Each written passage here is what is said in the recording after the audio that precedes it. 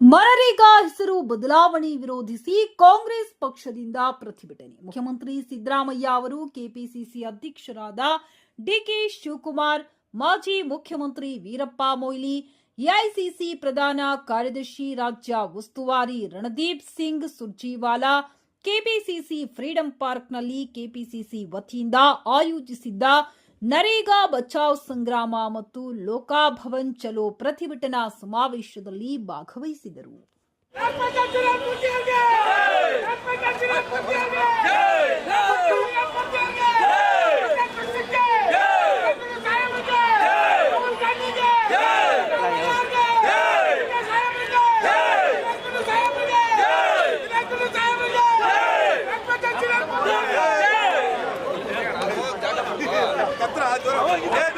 बोला कांग्रेस पार्टी के, बोला कांग्रेस पार्टी के, बोला दिनेश साहब के,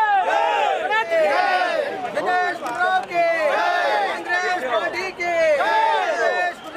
दिनेश के, कांग्रेस पार्टी के,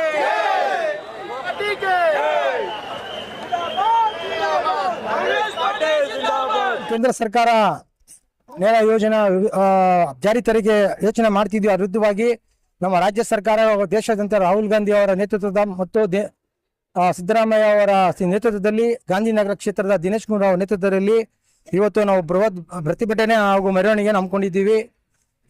ಈ ಯೋಜನೆಯನ್ನು ಕೇಂದ್ರ ಸರ್ಕಾರ ಜಾರಿಗೆ ತಂದದ್ದೇ ಆದರೆ ಇನ್ನೂ ಉಗ್ರ ಹೋರಾಟವನ್ನು ನಾವು ಮಾಡ್ತೀವಿ ಅಂತ ಈ ಮೂಲಕ ನಾವು ಎಚ್ಚರಿಕೆಯನ್ನು ಕೊಡ್ತಾ ಇದ್ದೀವಿ ಕೇಂದ್ರ ಸರ್ಕಾರಕ್ಕೆ. ಇವತ್ತು ಏನು ನಮ್ಮ ಜಾತಿ ಭೇದ ಭಾವ ಇಲ್ಲದೆ ಇವತ್ತೆಲ್ಲ ನಾವೆಲ್ಲ ಒಟ್ಟಾಗಿ ಸೇರಿ ಕೇಂದ್ರ ಸರ್ಕಾರ ವಿರುದ್ಧ ನಾವು ಹೋರಾಟವನ್ನ ಮಾಡ್ತಾ ಇದ್ದೀವಿ. ಅಂದ್ರೆ ಈಗ ಏನು ನಮ್ಮ ಕೇಂದ್ರದಲ್ಲಿ ನಡೀತಿರೋದು ಅನೇಕ ತುಂಬಾ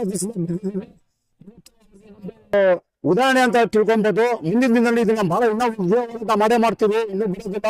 ನಮ್ಮ ನಾಯಕರ ನೇತೃತ್ವದಲ್ಲಿ ದಿನೇಶ್ ಗುಂಡೂರಾವ್, ಶ್ರೀನಿವಾಸ ಮೂರ್ತಿ ಅವರ ಅಧ್ಯಕ್ಷತೆಯಲ್ಲಿ ಇದು ಒಂದು ಅವರಿಗೆ ಒಂದು ಸಾಧಾರಣವಾಗಿ ಒಂದು ತೋರಿಸಿರೋದಂಥದ್ದು. ಇನ್ನ ಮುಂದಿನ ದಿನದಲ್ಲಿ ಇನ್ನ ಮುಂದೆ ಬಹಳ ಬೃಹತ್ ಆಗಿ ಬರುತ್ತೆ ಈ ಒಂದು ಬೃಹತ್ ಒಂದು ಹೋರಾಟ. ಇನ್ನ ಮುಂದಿನ ದಿನದಲ್ಲಿ ಬಹಳ ಉಗ್ರವಾಗಿ ಮಾಡಲಾಗ್ತದೆ. ಆದ್ರೆ ಈಗ ಏನು ನಮ್ಮ ಒಂದು ಈಗ ಕಿಸಾನ್ಗಾಗ್ಬೋದು, ರೈತರಿಗಾಗ್ಬೋದು, ಮತ್ತೊಬ್ಬರಿಗಾಗ್ಬೋದು ಈ ರೀತಿ ಅನ್ಯಾಯ ಮಾಡಿದ್ದಾರೆ. ಮುಂದಿನ ದಿನದಲ್ಲಿ ಮಹಾತ್ಮ ಗಾಂಧಿಗಳು ಹೆಸರನ್ನೇ ತೆಗಿಬೇಕು ಅಂತ ಹೋಗ್ತಾ ಇದ್ದಾರೆ. ಮತ್ತೆ ನಿಮ್ಗೆ ಗೊತ್ತಿರೋಂಗೆ ತಮ್ಮ ಮಾಧ್ಯಮ ಗೊತ್ತಿರೋಂಗೆ ಕೂಲಿ ಕಾರ್ಮಿಕರನ್ನೆಲ್ಲ ಈಗ ಅದೆಲ್ಲ ಸಿದ್ಧಪಡಿಸಿ ಬಿಟ್ಟಿದ್ದಾರೆ. ಅದ್ರ ವಿರುದ್ಧವಾಗಿ ಇದು ಹೋರಾಟ ಅಂತ ತಿಳ್ಕೊಬೇಕು.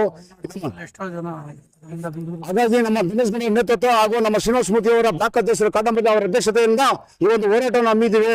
ಇನ್ನು ಮುಂದಿನ ದಿನದಲ್ಲಿ ಬೃಹತ್ತಾಗಿ ನಾವು ಮಾಡಲಾಗ್ತದೆ ಅಂತ ಹೇಳಿ ಈ ಮೂಲಕ ತಮ್ಮಲ್ಲಿದೆ.